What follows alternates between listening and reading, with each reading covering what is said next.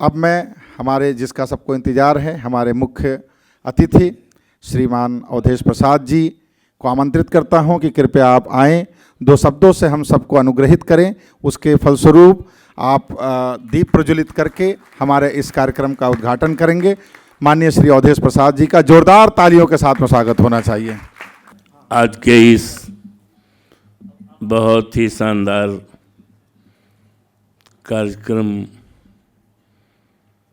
जहाँ पर हो रहा है, पूरे दुनिया में रवींद्रनाथ टैगोर जी और माँ काली माई जिनका हम अभी दर्शन करके आए हैं, इस धरती पर आप सबका हम स्वागत करते हैं, अभिनंदन करते हैं। और आज के तारीख पर जो विषय रखा गया है, होली और ईद मिलन, और जब होली और ईद मिलन होगा तो संगम होगा, जहाँ पर महाकुंभ होता है। देश दुनिया के लोग संगम में जाकर व्रत लेते हैं, आशीर्वाद लेते हैं। तो इस प्रयास के लिए हमारे साथी, सम्मानित साथी, यूँ तो इनका जन्म हमारे ही जनपद के बगल में ही हुआ है और बहुत अच्छे लोग हैं। इनकी जितनी तारीफ की जाए बहुत थोड़ी है। भाई विनोद शुक्ला जी और इनके दाएं और बाएं चलने वाले रहने वाले हबीबुर्रहमान खान जी, ये दोनों लोग हमें दिल्ली में मिले थे और इन्होंने मुझसे कहा कि माननीय राष्ट्रीय अध्यक्ष आदरणीय अखिलेश यादव से मुलाकात करा दीजिए। मैंने कहा किस विषय में बात करना है? इन्होंने कहा हमें इनको इनवाइट करना है आज के इस कार्यक्रम के लिए।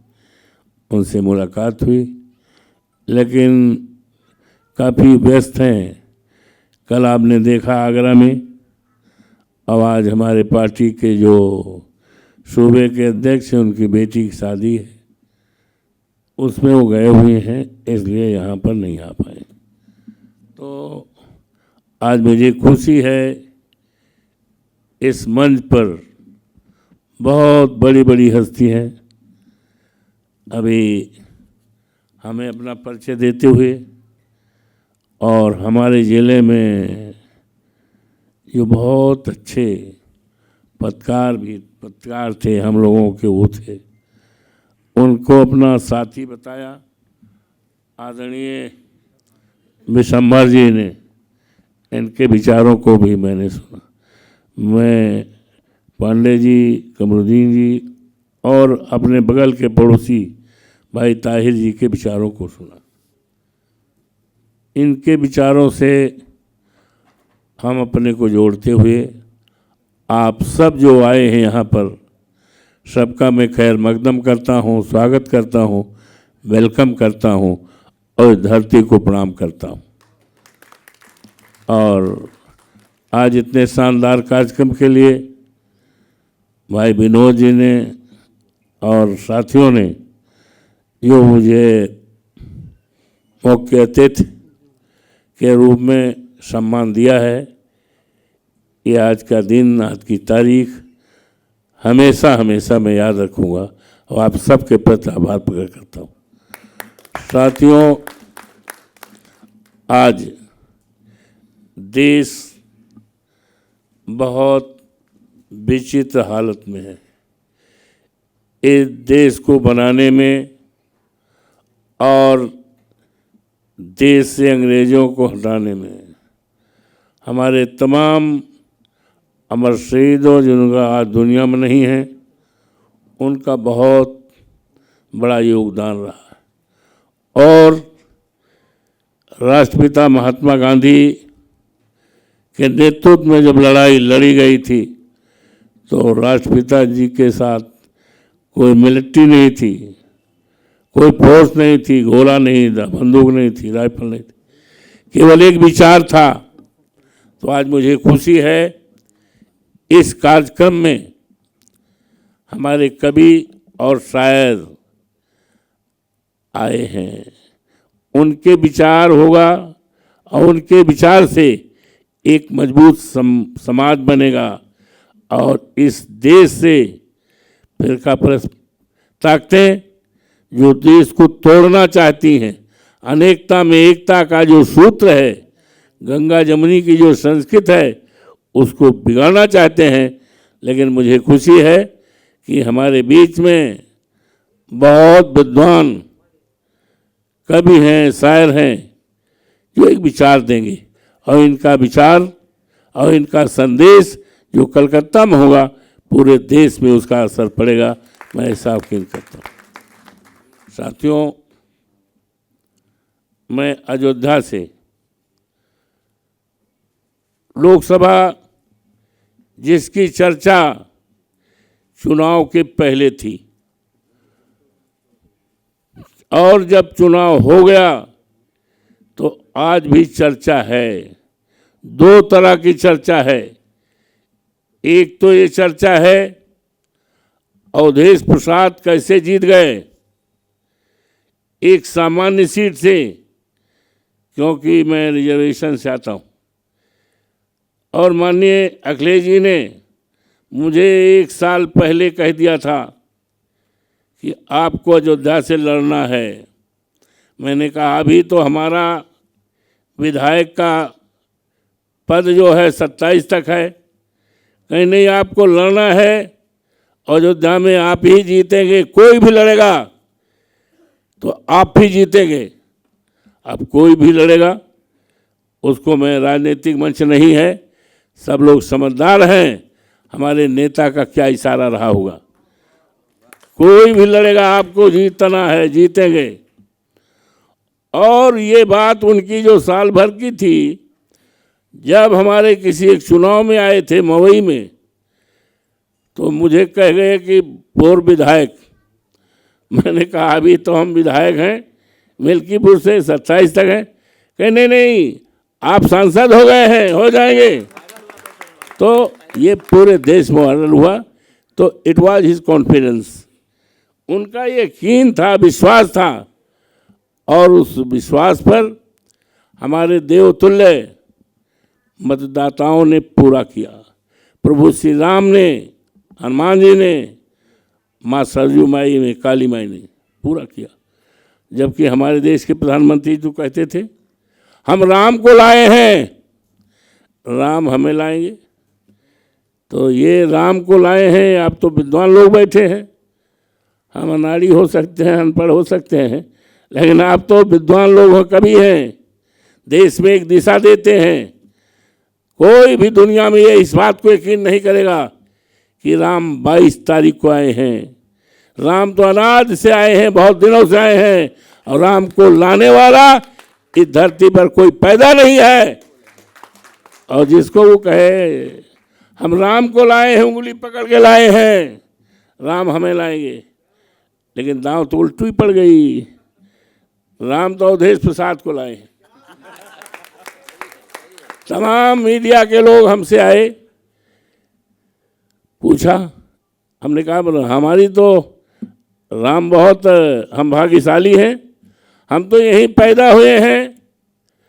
और ये दूसरे पार्टी के लोग जो कहते हैं, इनके 1 दर्जन नेता, क्या हजारों नेता का नाम ले लिया है, तो उनके आगे पीछे राम नहीं है। मेरे तो ग्रैंडफादर का नाम है राम नेवल, मेरे भाई का नाम राम अवध, मेरे पिताजी का नाम दुखीराम, मेरे मामा का नाम परशुराम। तो मेरे नाम तो, और मैं यहीं पैदा हुआ हूँ, यहीं पढ़ा हूँ, बीए में पढ़ता था, तो माँ सीता रसोइया के दर्शन में करता था, दूसरे तीसरे। तो हम तो, हमारे रोम रोम में राम हैं, असली राम को मानने वाले हम लोग हैं। हम हैं, हमारे नेता अखिलेश जी हैं, और दूसरे जो कहते हैं राम के नाम पर, वो राम के नाम पर व्यापार करते हैं। हम राम के नाम पर देश को जोड़ने वाला काम करते हैं। आज हमें वहाँ की महान जनता ने जिताकर केवल अयोध्या, फैजाबाद, उत्तर प्रदेश और हिंदुस्तान में ही नहीं, सारी दुनिया में एक संदेश दिया है कि धर्म के आधार पर राजनीति नहीं चलेगी, धर्म के आधार पर देश नहीं चलेगा। देश चलेगा बाबा साहब भीमराव अंबेडकर के संविधान से चलेगा। देश चलेगा जो हमारे देश की मान्यता है, अनेकता में एकता, गंगा जमुनी संस्कृति, आपसदारी भाईचारा, इसके आधार पर देश चलेगा। देश जो है धर्म पर, मजहब पर नहीं चलेगा। लेकिन आज हमें अफसोस के साथ कहना पड़ रहा है, हम उत्तर प्रदेश से आते हैं और जहाँ से वहाँ की महान जनता ने, हमारे साथियों ने बताया भी कि 9 बार के हम विधायक और एक ही पार्टी के साथ, एक ही नेता के साथ, मैंने न नेता कभी बदला है, न झंडा बदला है और न कोई अपनी नीति बदली है। हम आज भी चौधरी चरण सिंह के साथ थे, उसके बाद नेताजी याद दुनिया में उनके साथ, और अब फिर माननीय अखिलेश जी के साथ हैं। तो मैंने 50 साल की राजनीति में तमाम उतार चढ़ाव देखा है, लेकिन मैंने न नेता बदला है, न झंडा बदला है, न पार्टी बदली है, न अपनी विचारधारा बदली है।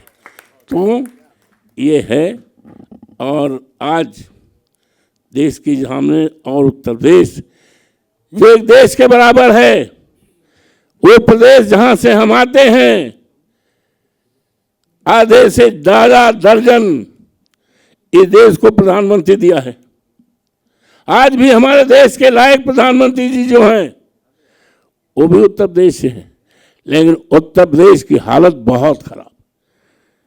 वहाँ पर जिस तरह से कानून व्यवस्था है, अभी आपने देखा होगा हमारे सांसद सीनियर नेता हमारे हैं सुमन जी, आगरा के रहने वाले हैं, उनके घर पर हमला किया गया, तोड़फोड़ किया गया, जानलेवा हमला किया गया। ये कौन लोग हैं बताने की जरूरत नहीं, आप सब जानते ये कौन लोग हैं।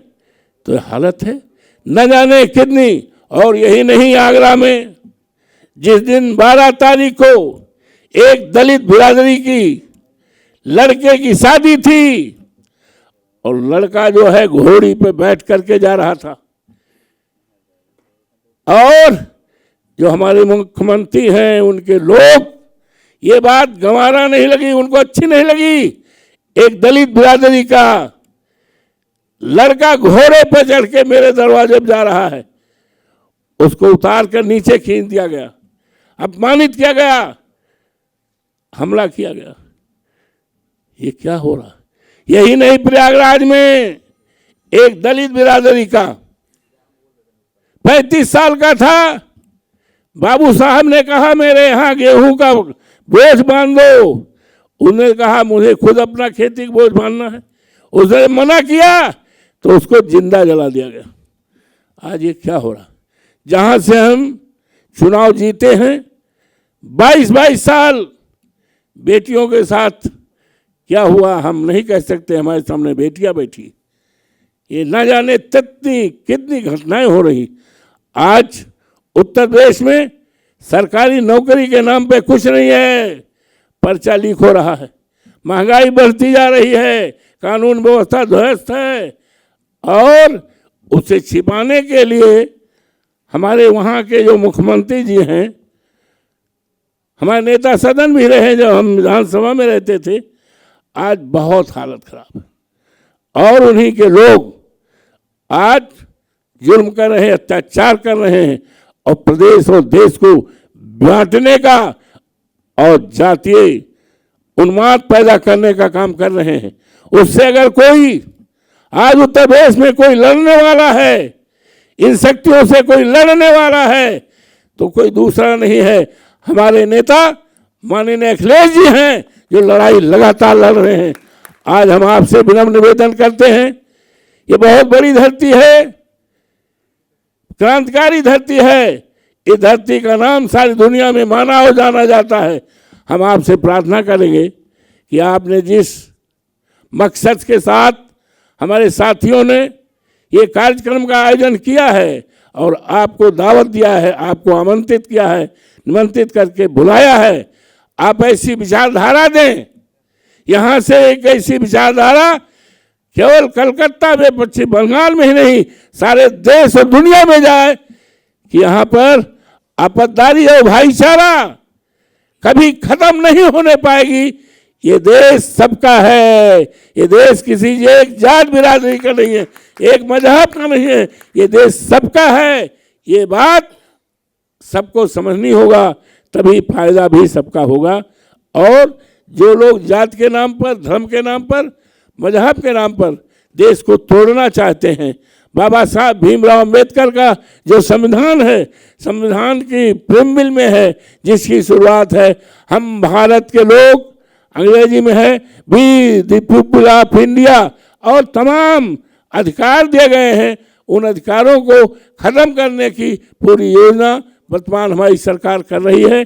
आज हमें बहुत उम्मीद है, आशा है कि आपका ये जो विचार होगा, ये विचार सारे देश में आपतदायी भाईचारा का संदेश लेकर देश को मजबूत करने का काम करेगा। और जो देश में अनेकता में एकता का जो हमारा बंधन है, गंगा जमुनी जो हमारी संस्कृति है, उसको ये मजबूत करने का कार्यक्रम करेगा। इन्हीं शब्दों के साथ इस कार्यक्रम की सफलता के लिए मैं कामना करता हूं और आयोजक साथियों का बहुत बहुत धन्यवाद देता हूं। और जितने यहाँ पर मंच पर बैठे हुए हैं, सबको मैं हाथ जोड़ करके उनके चरणों में प्रणाम करते हुए उम्मीद करता हूं आप इस देश को महान बनाने के लिए किसी प्रकार की कोई कोर कसर नहीं करेंगे। इन शब्दों के साथ आए हुए सभी अतिथियों का, विशेष तौर से हमारे कवि हैं, शायर हैं, उनका मैं अभिनंदन करता हूं, स्वागत करता हूं, खैर मकदम करता हूं। आपको बहुत बहुत धन्यवाद। जय हिंद, जय भारत, जय समाजवाद। धन्यवाद।